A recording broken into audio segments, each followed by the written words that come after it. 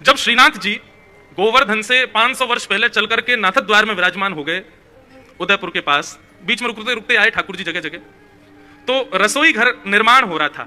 तो गोसाई जी ने सबको निवेदन किया कि भाई सब ब्रजवासी अपने घर में अप्रश्न सामग्री बना करके लाओ और एक एक दिन एक एक घर की सामग्री ठाकुर जी को भोग में जाएगी जब तक रसोई निर्माण हो रही है। नया नया ठाकुर जी विराजमान हुए नई जगह, तो जब तक रसोई बढ़िया सिद्ध ना हो जाए तब तक वैष्णव अपने घर से अप्रश्न सामग्री लाओ, ठाकुर जी का भोग लगे। तो एक दिन एक वैष्णव की सेवा आ गई। अब वो बेचारा इतना गरीब था कि उसके घर में सामग्री नहीं। अच्छा, ठाकुर जी को इतनी ऐसे तो कटोरी में सामग्री थोड़ी जाती है, पूरे बड़े बड़े महाराज भगोना भर के सामग्री जाती, और श्रीनाथ जी को जो भोग लगता वही भोग फिर सारे वैष्णवों में बंटता। उसके यहां सेवा तो थी नहीं, सामग्री नहीं थी, ना धन था।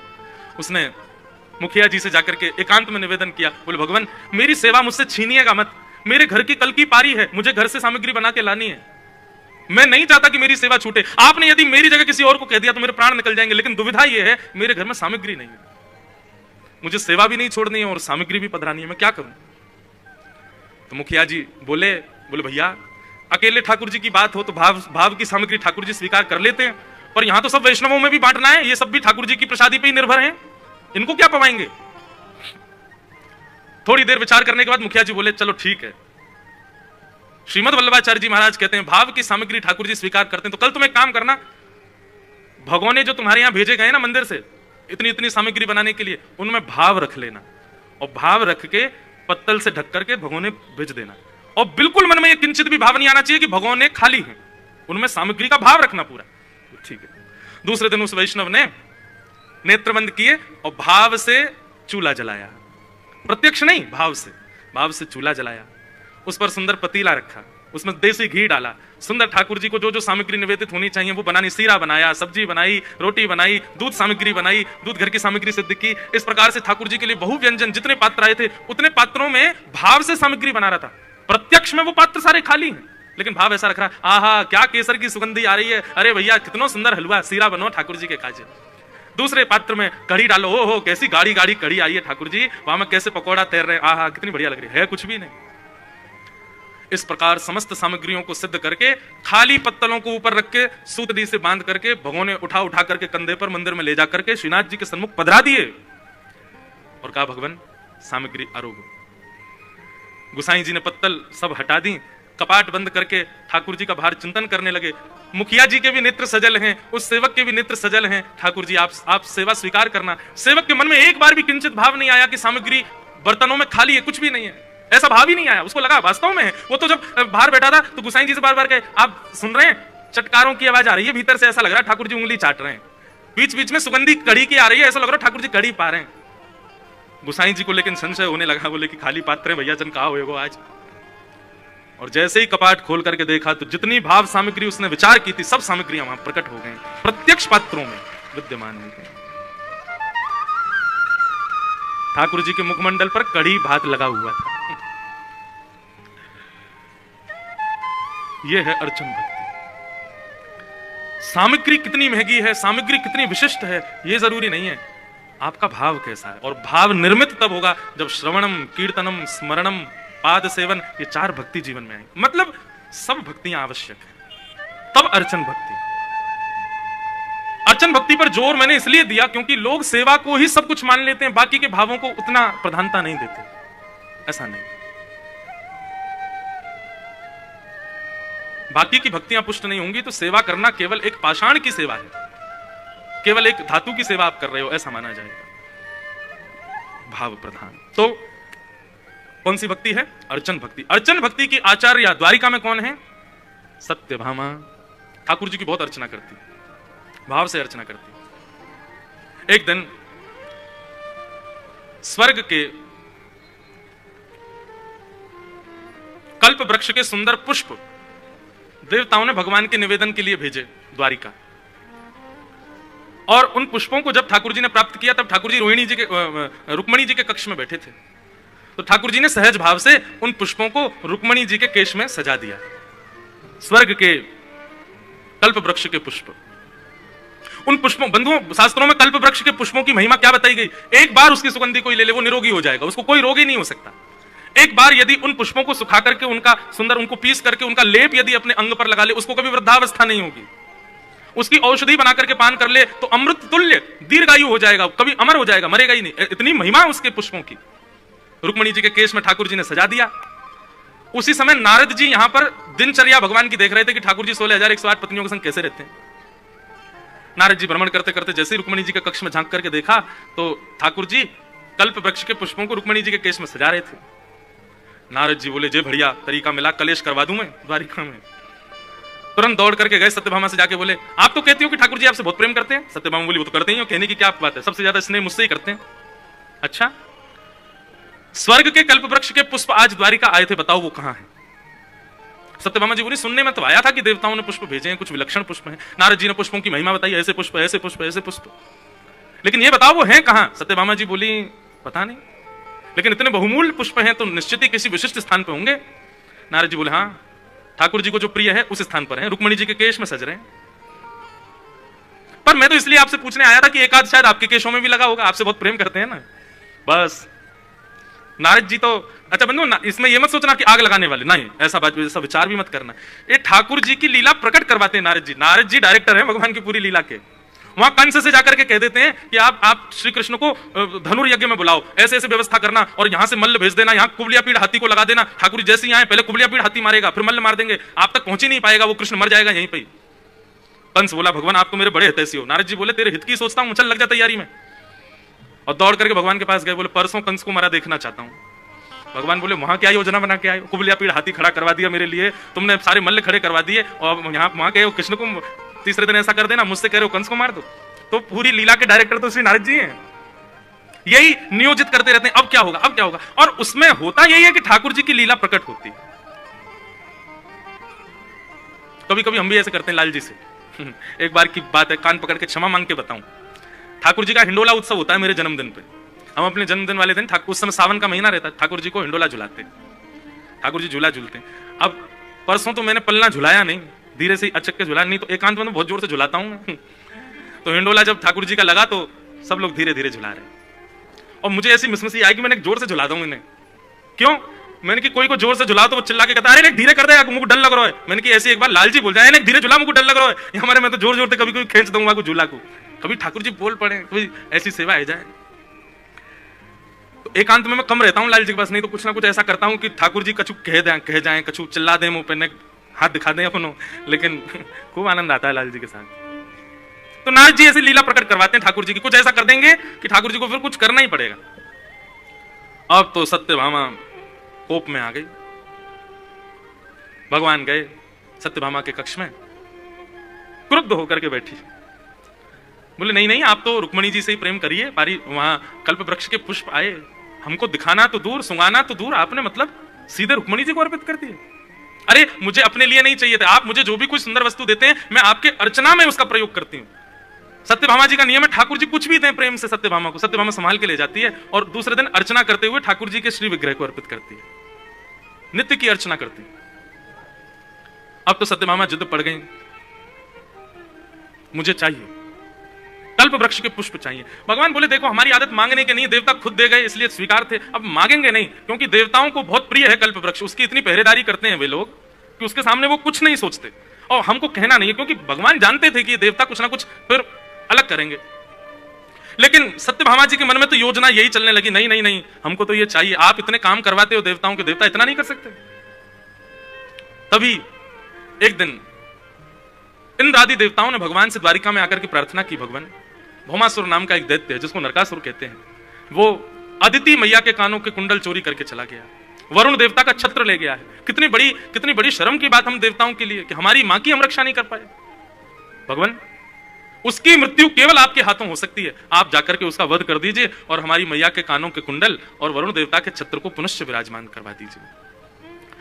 ठाकुर जी कुछ कहते उससे पहले सत्यभामा जी बोली, हाँ ठीक है, आप लोग निश्चिंत हो जाओ, ठाकुर जी जाएंगे भौमासुर का वध करेंगे, आपका कार्य सिद्ध होगा। भगवान देखते रहे, बोले कि मुझे नहीं बोलने दिया, उससे पहले हाँ कर दी। देवता तो जय जयकार करके चले गए। सत्यभामा जी बोली, यही तरीका है, इनका काम बना देते हैं और बदले में फिर इनसे कहेंगे लाओ।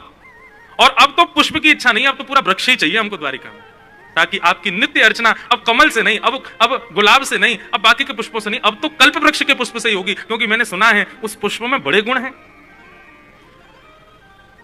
ठाकुर जी बोले, भौमासुर मरेगा नहीं। बोले क्यों नहीं मरेगा? ठाकुर जी बोले बस नहीं मरेगा, कुछ बात है उसके पीछे, लेकिन संभव तुम ही करवा सकती हो। और सत्यभामा को संग लेकर के भगवान भौमासुर से युद्ध करने के लिए गए। भगवान ने भूमि को यह वचन दिया था कि वो भौमासुर को नहीं मारेंगे, भूमि का बेटा है भौमासुर, और वचन देते हुए यह कहा था जब तक तुम नहीं कहोगे तब तक नहीं मारेंगे। और वही भूमि का अंश सत्यभामा के रूप में आया है, वही भूमि भूदेवी है सत्यभामा। आज जब भगवान भौमासुर से युद्ध कर रहे थे तो उसको मार नहीं रहे, उससे बच रहे थे, तो रथ में खड़ी हुई सत्यभामा ठाकुर जी से बोली, ठाकुर जी आप इससे बच क्यों रहे, मार दीजिए इस दुष्ट को। भगवान बोले वचन पूर्ण हो गया, आपने भूमि के रूप में हमसे कहा था कि मेरे पुत्र को कभी मारना नहीं, आप भूमि ही सत्यभामा के रूप में आई हैं, अब मैं इसका वध करूंगा। और भगवान ने भौमासुर को मार दिया। उसके यहां 16,100 राजकुमारियां बंदी थी। भगवान ने सबसे विवाह किया और देवताओं के कुंडल, मां के कुंडल और जो वरुण देवता का छत्र था ठाकुर जी ने ले जाकर के स्वर्ग में देवताओं ने स्वागत किया। ठाकुर जी का जय जयकार होने लगी, डुमडुमियां बजने लगी, नगाड़े बजने लगे, ठाकुर जी की जय जयकार होने लगी।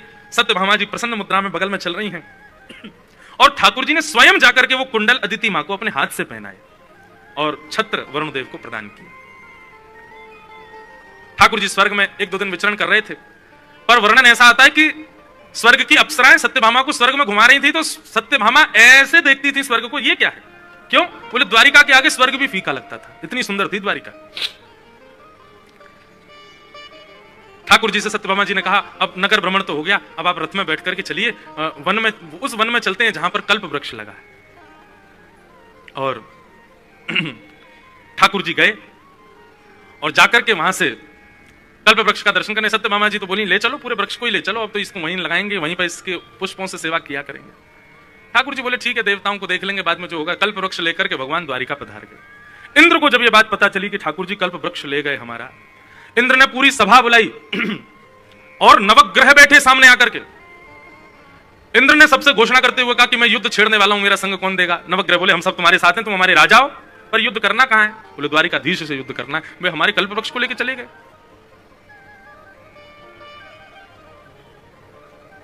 सूर्य पीछे हो गए, बोले मैं तुम्हारा इस भाव में कोई सहारा नहीं बन सकता। कहने का मतलब अर्चना भक्ति में कोई लगा हो, कितनी सुंदर भाव है, सुनिएगा ध्यान से। अर्चन भक्ति के लिए कोई व्यक्ति क्रिया कर रहा हो, उस व्यक्ति का नवग्रह भी कभी कुछ बिगाड़ते नहीं। सत्यभामा जी के इस भाव पर इंद्र कुपित होकर के युद्ध करना चाहता, पर नवग्रहों ने अपने हाथ पीछे कर लिए। वरुण देवता से कहा बोले आप चलिए, बोले नहीं महाराज क्षमा करो, ठाकुर जी से युद्ध करने की बात है, हम नहीं जाएंगे। चंद्रमा से कहा आप चलो। चंद्रमा बोले तुमको पता है ठाकुर जी मेरे कौन लगते हैं। बोले कौन। बोले मेरे जीजा जी हैं वो। क्यों। समुद्र से लक्ष्मी प्रकट हुई, समुद्र से मैं प्रकट हुआ हूं, लक्ष्मी मेरी बहन है। पूज्य जगन्नाथपुरी वाले महाराज जी विराज रहे हैं। महाराज जी ने एक बार बहुत सुंदर भाव बताया कि बड़े महाराज जी बताते थे, उनसे किसी ने पूछा कि श्री जगन्नाथ जी के ध्वज में और यहाँ द्वारिकाधीश जी के भी ध्वज में सूर्य चंद्र क्यों है। ध्वज का कभी आप दर्शन करो, उसमें चंद्र आकृति और सूर्य आकृति बनी होती है। इसका एक भाव तो यह है कि पूरे विश्व को प्रकाशित ये दोनों करते हैं और इन दोनों को प्रकाशित ठाकुर जी करते हैं, इसलिए ठाकुर जी इनको पूरे विश्व के प्रकाश के लिए ध्वजा में धारण करते हैं। लेकिन महाराज जी ने एक बहुत सुंदर भाव बताया, विनोद का भाव, कि लक्ष्मी जी बहुत जल्दी नाराज हो जाती हैं ठाकुर जी से, बात बात पर गुस्सा हो जाती हैं। तो ठाकुर जी को लगता है ये कहीं भी भक्त पर कृपा करने चले जाओ, ये पूरा ब्यौरा पूछती है, कहां गए थे, कैसे गए थे, क्यों गए थे, क्या कारण था आदि, तो पूरी सब बताओ, नाराज हो जाती हैं। तो ठाकुर जी ने अपनी ध्वजा में चंद्रमा जी को बैठा लिया। जब भी लक्ष्मी मैया क्रोध करती है ठाकुर जी ऊपर देखते हैं, बोले साले साहब को सिर पर बैठा रखा है हमने अपने। सोई ध्वजा में चंद्रमा देख करके तब लक्ष्मी कहती है अच्छा अच्छा अच्छा, हमारे भैया का इतना सम्मान करते हैं, कोई बात नहीं ठाकुर जी, कोई बात, जैसी आपकी राजी, आपको जो बढ़िया लगे वो करो। पूज्य महाराज जी ने मुझको श्रवण कराया था, इतना सुंदर भाव, इसलिए ठाकुर जी की ध्वजा जी में चंद्रमा रहते हैं कि लक्ष्मी का क्रोध शांत कर। जब भी गुस्सा आवे लक्ष्मी को ठाकुर जी वही देखते हैं, अच्छा तो इसको उतार दूं नीचे, नहीं नहीं नहीं नहीं नहीं, अच्छा ठीक है, जैसी आपकी राजी। बहुत सुंदर भाव। महाराज जी ने एक भाव और सुनाया था उसी दिन, श्री जगन्नाथ महाप्रभु के कान नहीं दिखते, कानों का दर्शन नहीं है जगन्नाथ जी के, सबके कर्ण हैं, हमारे लाल जी के भी कर्ण हैं, द्वारिकाधीश के भी कर्ण दर्शन, राधारमन जी के भी कर्ण दर्शन, राधा वल्लभ जी के, सबके कर्ण दर्शन होते हैं। जगन्नाथ जी के कान होंगे भी तो इतना ठाकुर जी ऐसे वस्त्र पहन के रहते हैं, ये देखो ऐसे पूरे तैयार होके बैठते हैं, कर्ण ठाकुर जी के छुप जाते हैं। या ऐसा मान लो कि ठाकुर जी कर्ण दिखाते नहीं, क्यों। महाराज जी ने इतना सुंदर भाव बताया, बोले कि मेरा भक्त आर्तनाद करके मुझको जब पुकारे और मैं उस पर कृपा करने के लिए जाऊं तो कहीं मुझे कोई टोके ना कि अरे वो भक्त तो ऐसा है, उसके यहाँ आपको नहीं जाना चाहिए, वो इतना बढ़िया नहीं है, वो इतना विशिष्ट नहीं है, नाथ आप वहां क्यों जा रहे हो। मैं अपने भक्त पर कृपा करने जा रहा हूं, उस समय कोई टोकेगा तो मुझे रुकना पड़ेगा। इसलिए ठाकुर जी ने कान छुपा दिए कि तुम बोलते रहो, मेरे कान ही नहीं है, मैं सुन ही नहीं रहा, मैं तो सीधे भक्त के पास जा रहा हूं। लौट के ठाकुर जी आते भी हैं तो बलभद्र सुभद्रा कहते हमने मना करी थी, क्यों गए फिर। ठाकुर जी बोले कान है जो हम सुने तुम्हारी, हमें सुनाई नहीं दिया। बोले फिर भक्त की कैसे सुनाई दे जाती है आपको। बोले भक्त की सुनाई नहीं देती है, भक्त का तो अनुभव होता है कि पुकार रहा है। भक्ति भक्त भगवंत गुरु चतुर नाम बपु एक, तिनके पग बंधन किए नाशत विघ्न अनेक। भक्त को बुलाने की आवश्यकता थोड़ी है, भक्त पर जब कोई पीड़ा आती है तो मुझे अनुभव होने लगता है, मुझे अंदर से आभास हो जाता है कि मुझे पुकार रहा है, इसलिए मैं दौड़ता हूं। तो भक्त आधीनम दीन दयालम राधारमणम हरे हरे राधारमणम हरे हरे ब्रज जन प्रियतम बाल मुकुंदम राधारमणम हरे हरे राधारमणम अहम भक्त पराधीन। तो चंद्रमा ने भी मना कर दिया, मैं भी तुम्हारी सहायता नहीं करूंगा। सारे नवग्रहों ने मना कर दिया। इंद्र के साथ 2 लोग गए, एक का नाम मुझे याद नहीं, एक गया था इंद्र का बेटा जयंत।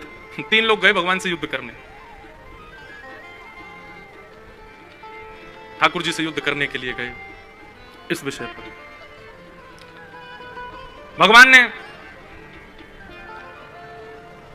इंद्र और जयंत आदि जो भी आए युद्ध में तो परास्त कर ही सकते थे, ठाकुर जी तो सर्वसमर्थवान हैं। परंतु भगवान ने बता दिया जामवती को, सत्यभामा को, देखो ये देवता हैं, ये एक बार भी विचार नहीं करते हैं कि हम ठाकुर जी पर आक्रमण करने जा रहे हैं, ठाकुर जी से लड़ने के लिए जा रहे हैं। ठाकुर जी पर पूज्य श्री मलुकपीठ वाले महाराज जी तो एक कथा प्रसंग और सुनाते हैं अपनी कथाओं में कि इंद्र ने जब देखा कि मेरे पास सेना नहीं है ठाकुर जी से लड़ने के लिए, तो इंद्र ने एक बार सुरभि यज्ञ किया था, और उस यज्ञ में गौ माता जब प्रकट हुई तो गौ माता ने कहा कि हे देवराज इंद्र तुम वरदान मांगो। तो इंद्र ने वरदान मांगा कि जब मुझे जरूरत पड़े तो आप मेरी रक्षा के लिए मेरे आगे आएंगे।